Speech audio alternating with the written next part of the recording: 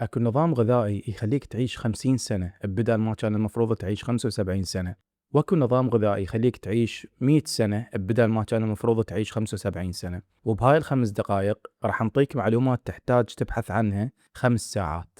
مرحبا، أنا محمد علي. البداية الصحيحة أنه نعرف شنو تعريف النظام الغذائي الصحي. تعريفي للنظام الغذائي الصحي هو أسلوب تناول الطعام اللي يوفر الطاقة والعناصر الغذائية اللي يحتاجها الجسم، واللي يقلل من خطر الأمراض المتعلقة بالطعام مثل السمنة والسكري والجلطات، ويحافظ على الجسم لأطول فترة ممكنة. بس أول شيء نريد نعرف كم لتر ماي تحتاجه باليوم. قبل كل شيء الرجال يختلفون عن النساء، فمثلا الرجل يحتاج 3.5 لتر بينما النساء 2.5 لتر. وهنا يجي سؤال، هل هاي الكمية تشمل الماء فقط لو جميع السوائل؟ هذا واحد من أكثر الأسئلة شيوعاً بموضوع النظام الغذائي، وإجابته هي لتر الماء ينحسب كلتر طبيعي، بينما 2 لتر سائل غير الماء مثل اللبن أو العصير أو المشروبات الغازية أو أي شيء ثاني تقريباً ينحسب نص الكمية. يعني لو أنت بنية وشربين 2 لتر ماء زائد 1 لتر سوائل غير الماء، فأنت باعتباره شربت 2.5 لتر ماء وهو المطلوب.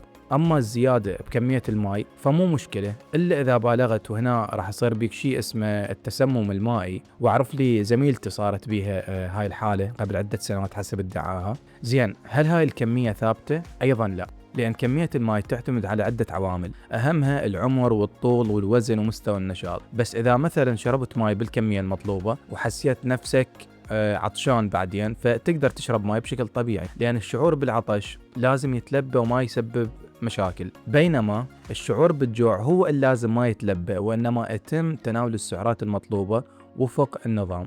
وهاي النقطة حكينا عنها أنا وصديقي حمزة. بوقتها قلت له من تعطش وتلبي العطش ما تصير مشاكل صحية عندك، بينما من تجوع وتلبي هذا الشعور تسمن وتصير عندك مشاكل. قال لي لا، بما أنه العطش لازم يتلبى، إذا الجوع هم لازم يتلبى. وورا يومين شفته مرة ثانية والقى لك وزنه صار 100، يعني زاد 20 كيلو بيومين، ووراها بشهر صار وزنه 150. بس الحمد لله أخير مرة شفته وزنه نزل عن ال 150 كيلو وصار تقريبا 149. فهنا نوصل السؤال المهم، شلون أعرف عدد السعرات اللي أحتاجها باليوم الواحد؟ أكو طريقتين للتعرف على عدد السعرات اللي تحتاجها، طريقة سريعة أقل دقة، وطريقة بطيئة أعلى دقة. بالنسبة للطريقة السريعة هي عن طريق أنه تحسب معدل الأيض الأساسي لجسمك إضافة إلى كمية النشاط المحتمل. وبما أنه هذا الفيديو قصير فبس اسأل أو سألي شات جي بي تي أو جيميناي، اكتب له احسب لي عدد السعرات اللي أحتاجها باليوم، وهو راح يسألك كم سؤال وينطيك السعرات التقريبية. أما الطريقة البطيئة الأكثر دقة واللي أنصحك بيها هي عن طريق أنه تاكل أو تستهلك عدد سعرات معينة، مثلا 2500 سعرة باليوم، لا أكثر ولا أقل، وتسجل كل اللي تاكله بملف على أي جهاز. بس لا تكتب كل أكلة والسعرات اللي بيها، وإنما كل ما تاكل أكلة شوف كم سعرة بيها وضيفها لعدد السعرات الكلية مال اليوم. وأهم شيء احسب وزنك بأول يوم من التجربة، ولنفترض طلع وزنك 70 كيلو، ووراها حسب وزنك أسبوعيا لحد الأسبوع الأخير، يعني 4 مرات راح تحسبين أو تحسب وزنك، وراها راح تطلع بنتيجة من 3. أما وزنك أو وزنك بقى ثابت، فهذا معناه 2500 سعرة هي احتياجك اليومي للحفاظ على الوزن. لو وزنك أو وزنك ارتفع، وهذا معناه أنه أنت أو أنتي تحتاج أقل من 2500 سعرة باليوم. أما لو وزنك أو وزنك نقص، وهذا معناه أنت أو أنت تحتاج أكثر من 2500 سعرة باليوم. وهنا راح نوصل لسؤال مهم، إذا نزل وزني فهل راح ينزل فقط دهون أو دهون وشي ثاني؟ شوف، أي إنسان من ينزل وزنه فهو ينزل دهون وبروتين بنفس الوقت، بس الهدف هو خفض الدهون وليس البروتين. فشنو الحل؟ الحل إنه تحسب كمية البروتين اللي يحتاجها جسمك باليوم الواحد. وحسب ما قرأت وكذلك حسب ما سمعت من الدكتور عبد الله الأمير، فالجسم يحتاج 1.6 غرام بروتين لكل 1 كيلو من الوزن. بمعنى لو وزنك أو وزنك 70 فلازم تضرب 70 في 1.6 ويطلع لك البروتين اللي تحتاجه، وهذا الرقم يمثل أقل مستوى مطلوب توفيره.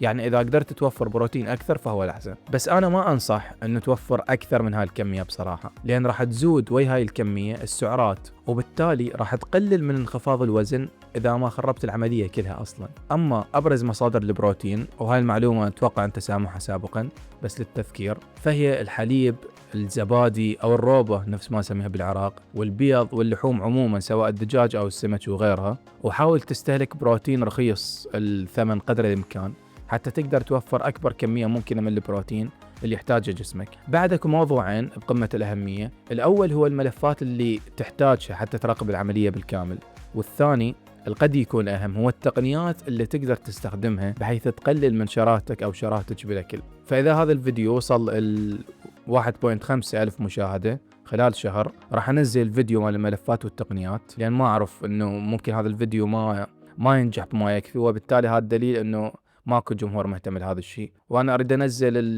المواضيع اللي بيها اهتمام، يعني حتى ما يكون يعني مجرد أنا أشوفها مهمة وخلاص، لا احنا نريد شوية ديمقراطية بهاي القناة.